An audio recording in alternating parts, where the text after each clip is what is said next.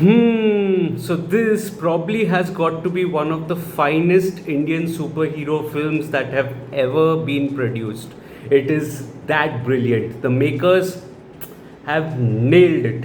Hi guys, this is Farhad and welcome back to my channel Popcorn Reviews. If you're new to this channel, then please smash that subscribe button now, and as a video ritual, remember to like and comment on the video. Liking and commenting helps fuel the YouTube algorithm, and today is the review that everyone has been waiting for. I think it's been a while since everyone has unanimously asked me to review this one film, and I finally got my chance to watch the film yesterday and in order to be on time for the review today. And the film that we are going to be discussing is the Malayalam film Loka Chapter 1 Chandra, which is directed by Dominic Arun and it stars Kalyani Priyadarshan and Naslen, produced by Dulquer Salman. And the first word has got to be that I am absolutely awestruck. I am absolutely awestruck. The hype is in fact real, and just to think of it, that they've pulled off this film in a budget of 30 crores.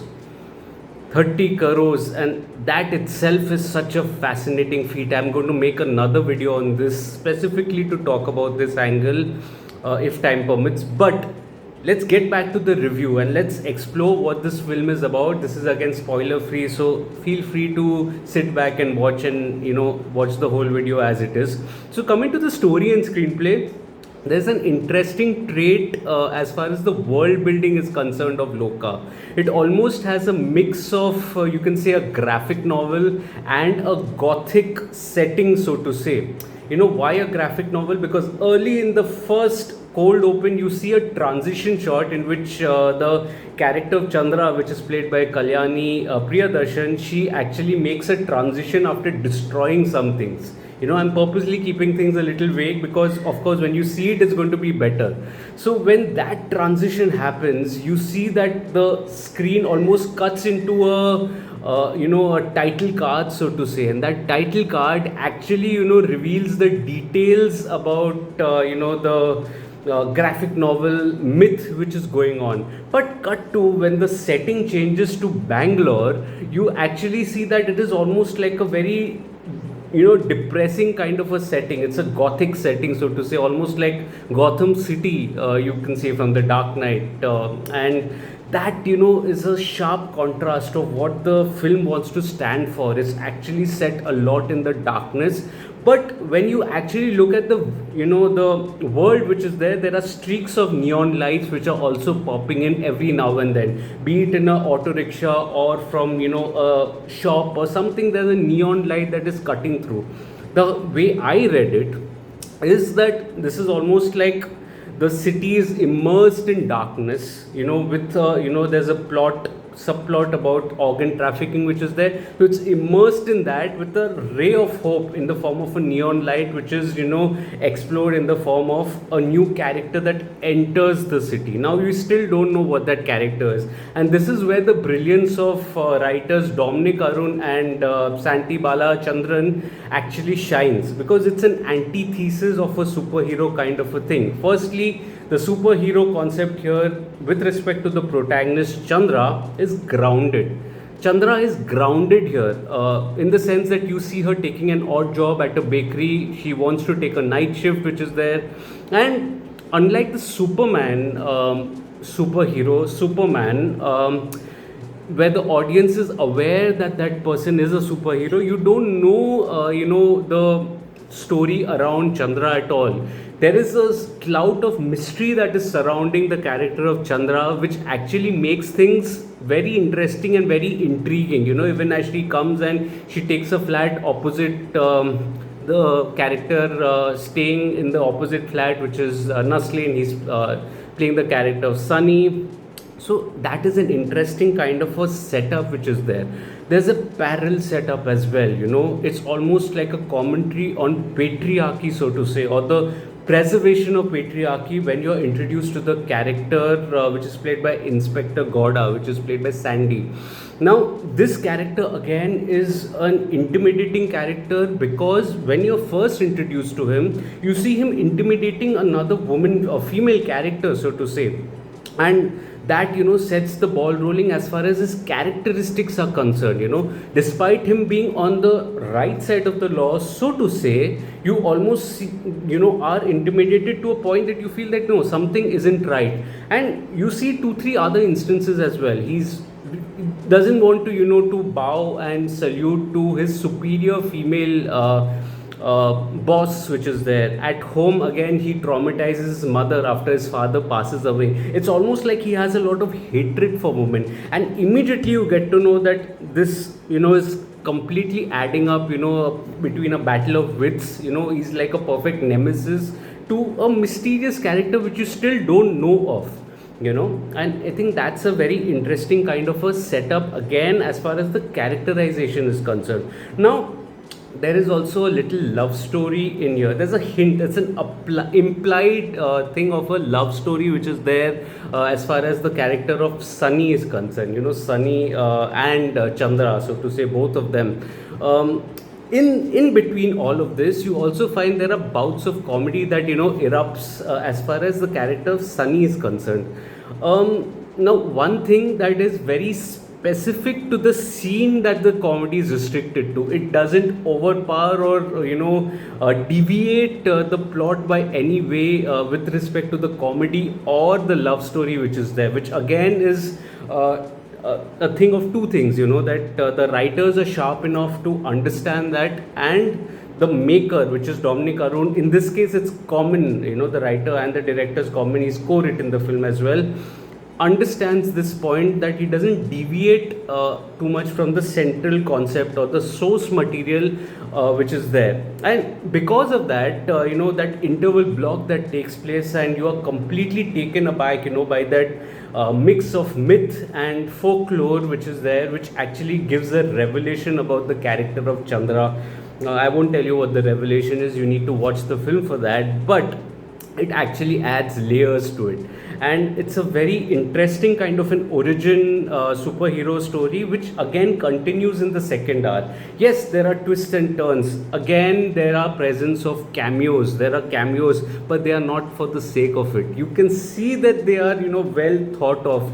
They've thought of the universe concept, unlike the spy universe or the cop universe, which actually became universes after a few films were released. So from sequels to universe, it shifted from that. But here you can see that it is well thought of, the universe, because every cameo which is there, and I'm not going to review the cameos as well, every cameos that are there, they either have a significant contributing factor to the current plot, or they actually are introduced to keep in mind the larger context of the universe. And I think that's a very thoughtful way of introducing cameos with a certain purpose. Now there are twists and turns in the second hour which follow a generic trope as far as a superhero film is concerned, the rise of the antagonist, or the fall of the protagonist. All of these are there, but there's a grip in the narrative which is definitely there. You are invested in the character of Chandra and her journey, which actually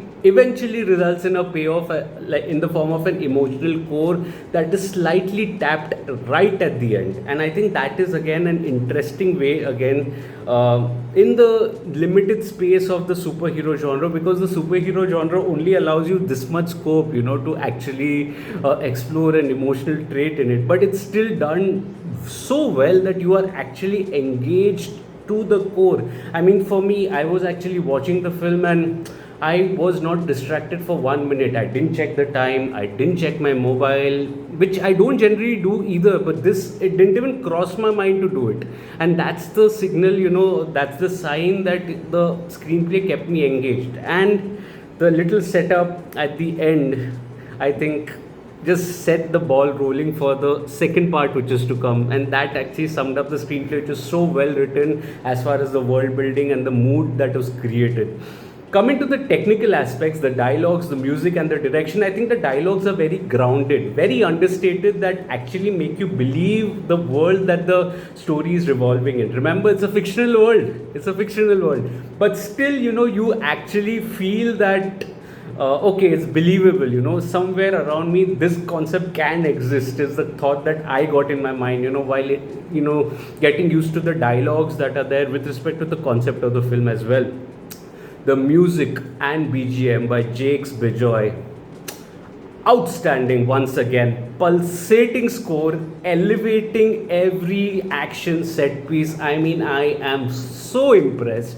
So impressed. Here is a man who's consistently doing that. Jakes Bijoy is consistently doing that across languages, where he understands the source material and absolutely kills it, nails it, with the background music. And here it did help also, because the screenplay was also good. Sometimes the screenplay doesn't support his background music, which you see that it is pulsating, but it doesn't really, the film overall doesn't click. But here, because the writing was also good, you felt, oh, it's all coming together, and it absolutely nails it. The cinematography by Nimish Ravi, I think outstanding. One of the heroes of the film has to be Nimish Ravi, and the frames that he creates, the alternating frames that are there with the color paletting of gray hues or blackish kind of a hues, which is cut by neon light. I mean, that is the world building that you actually dream of in a superhero film, and it's done so well, so well. Every shot is so well thought out. Oh my god, I can immediately make another video on that just to talk about the cinematography. But to keep things short, I think Nimish Ravi does an outstanding job. Even editing by Chaman Chako, outstanding. The editing pattern, you just have to study the editing pattern here, which there are quick cuts which are there, which actually form, the world, or keep the mystery alive, keep the intrigue alive, build an ambience around the world which is there. Outstanding work. I think the only little slip up for me was in the final combat sequence, in which I think just got a little carried away with the slow motion shots which are there, which is not needed. I mean, it just slightly lowered the impact of the final knockout which was there, which if it was, just a one take, and it started off really well, but if it was a one take, so to say, or if it was just flowing, with the beats, I think it would have really clicked, and I could have gone a little higher up with my rating, which is eventually present on my site as well, with regards to this film. But taking nothing away from it, I think I am so impressed. Here is an industry that is coming together collectively and making things happen. As I said, budget of 30 crores is absolutely a daylight heist, so to say, because I'll make another video on that. Let's not get into a rant. Let's focus on this. Director Dominic Arun, I think outstanding with his world building, outstanding with his characterization, and the amount of emotions that he sprinkles slightly. It's almost like a tease that he does with the background stuff. You see a little DVD somewhere, you see some other clue in the background that actually, awakens you and makes you want to join the dots at the end of the day.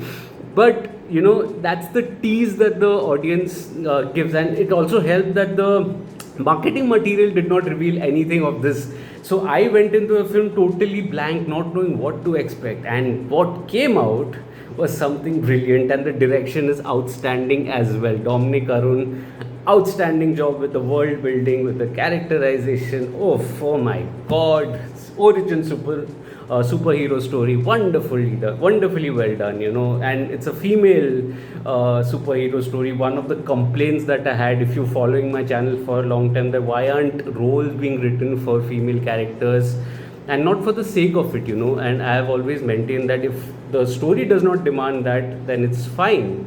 But here, you can see that the trouble is being made, and it's being written that way. And look at the reaction, the way she's presented, Kalyani Priyadarshan, wonderful, outstanding work, Dominic Arun. Coming to the performances, I think the performances are smashing. Firstly, the cameos, all of them make a mark. Particularly, I'll leave you a little hint: the Goblin and the Sword Fighter.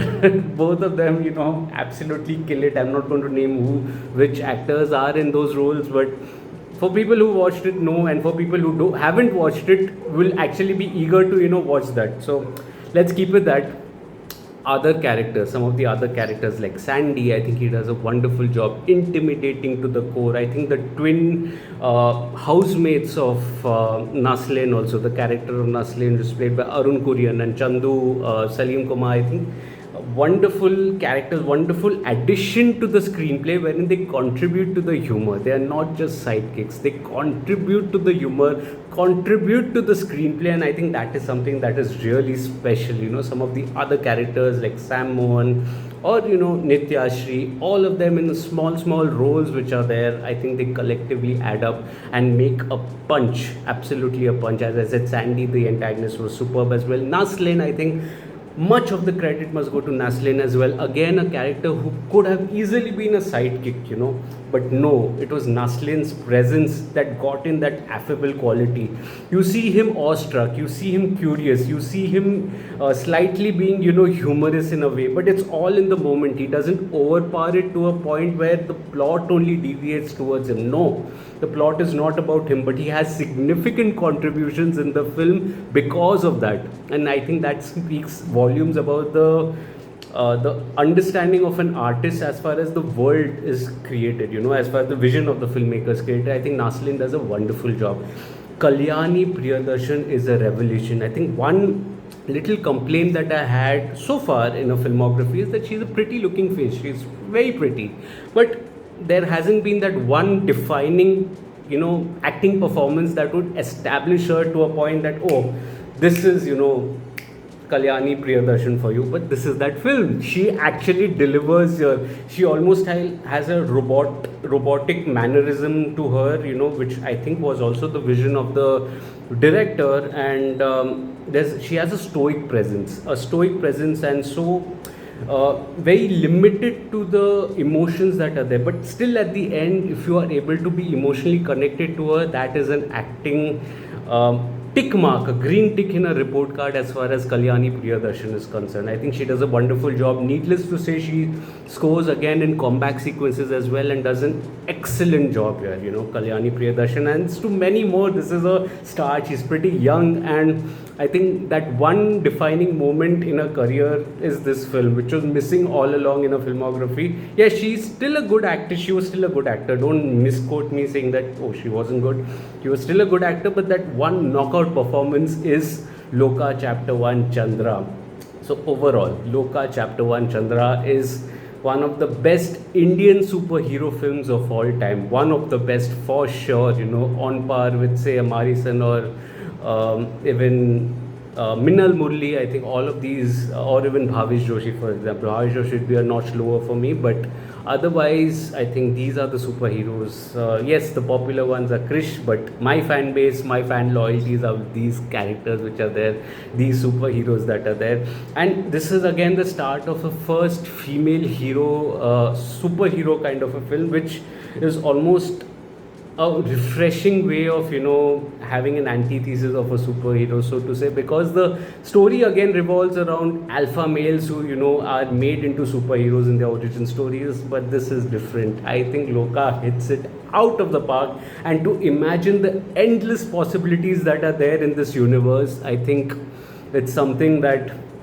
it's going to be something really special. And it's coming from an industry who's absolutely on fire right back on. There was a lull period, but this weekend I think there have been 3 releases that I have watched. I have not watched the Fafa one, but the 3 releases that I've watched, all of them have been absolute knockouts. And it's, as they say, you can't keep a good industry down for too long, and that is the Malayalam industry for you, defining the way. And I'm going to also, I really want to make a video on that 30 crore budget which is there, which is also, in a way exposing the counterparts, the popular millionaire counterparts which are there. Let's see if I get some time this week, and I would want to talk about that. But at the end of the day, Loka, highly recommended from my hand. If you've already watched it, and I know many of you all may already have watched it, let me know your thoughts in the comments. Let's discuss this film together in the comment section.